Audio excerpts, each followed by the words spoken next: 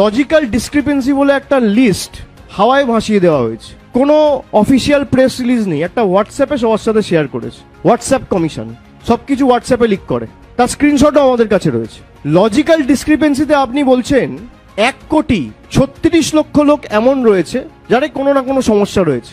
16 তারিখ draft roll release হয়েছে, আর 16 তারিখে election commission draft roll assess করে সঙ্গে সঙ্গে বলে দিল যে 1,36,00,000 লজিক্যাল ডিসক্রিপেন্সি রয়েছে। আমি জানতে চাই ইলেকশন কমিশনের কাছে কি জাদুকাঠি রয়েছে, কোন জাদুকাঠির বেসিসে যেটা 80,000 বিএলও, 8,000 বিএলও সুপারভাইজার, 4,000 এইআরও, 300 ইআরও, 23 জন ডিইও, এতজন ইলেকশন কমিশনের প্রতিনিধি, যেটা 2 মাসে করতে গিয়ে হিমশিম খেলো 29 জন আত্মহত্যা করলো। ইলেকশন কমিশনের কাছে কি জাদুকাঠি রয়েছে যে 7 কোটি ডেটা যাচাই করে সেম ডে, একই দিনে ইলেকশন কমিশন বলে দিল যে 1,36,00,000 ডিসক্রিপেন্সি রয়েছে।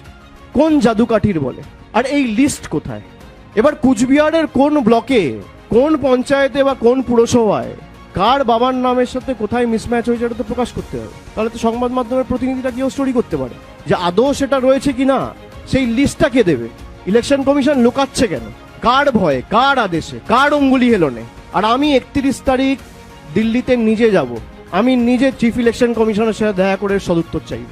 আপনি লোকাচ্ছেন কেন? আপনি কি কারণে লোকাচ্ছেন? বিজেপির নেতারা যেহেতু বলেছিল 1 কোটি 1.5 কোটি নাম বাদ যাবে লক্ষ্য পূরণের কারণে।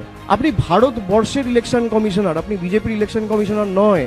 যদি 1,36,00,000 লজিক্যাল ডিসক্রিপেন্সি হয়, লিস্ট রিলিজ করুক। বাংলায় যদি 1 কোটি রোহিঙ্গা বাংলাদেশি থাকে, ইলেকশন কমিশন লিস্ট রিলিজ করুক। হয় লিস্ট রিলিজ করুন, নইলে বাংলার মানুষের কাছে ক্ষমা চান।